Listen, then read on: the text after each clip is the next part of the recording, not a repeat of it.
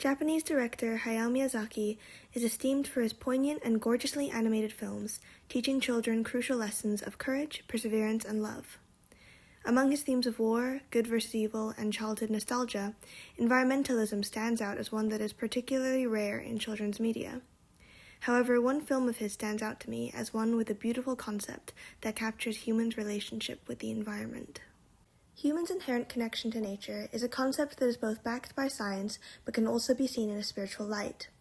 It took a while for me to find a word that encapsulated this concept in the English language, but I eventually came across ecosophy, the philosophy of ecological harmony, although this certainly isn't a word in the average person's daily vernacular.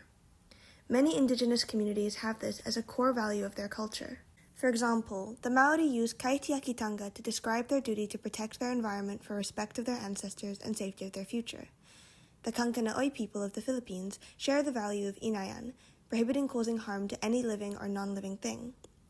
And the Ketchki Mayan community in Belize refer to themselves as Ralchoch, or children of the earth, as people who depend on and care for the world around them.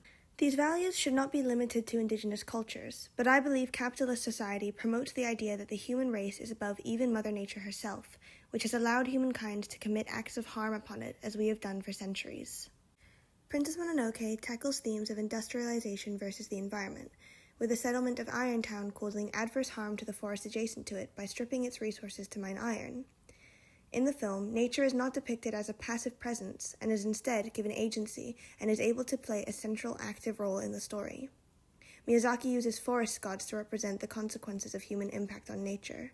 Maro, the wise wolf goddess, and her adopted human daughter San lead the resistance of fighting for the forest's survival. They both act on their immense anger and want to end Irontown leader Lady Eboshi's life. The cheerful Kodama symbolize the innocent and vulnerable lives that can be affected by environmental destruction, guiding the other characters through the forest, unaware of the war and death occurring all around them. Finally, the forest spirit, or Shishigami, embodies the great beauty and magic of nature, healing the wounded, giving life and taking life away, aiding in the incredible, endless cycle of Earth.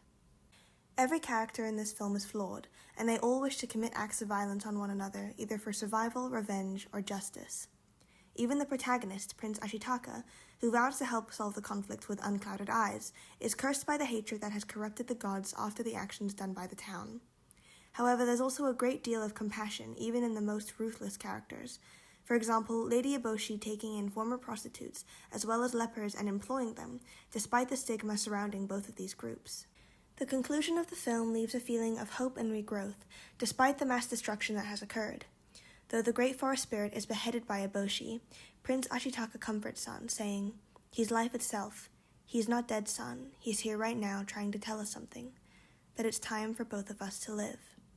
This teaches the crucial message that our impact on the environment can be detrimental, but it's never too late to start treating it with kindness and respect, something that all children, the target audience, must know, but also something that adults should be reminded of. It is well known that children have much more empathy than the average adult due to their naivety and innocence.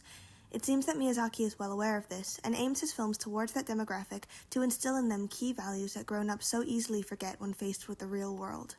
In today's day and age of industrialization and automation taking over every aspect of our lives, so much so that the ramifications of how this affects the environment isn't even an afterthought, it's more important than ever to remember our eternal connection to the earth.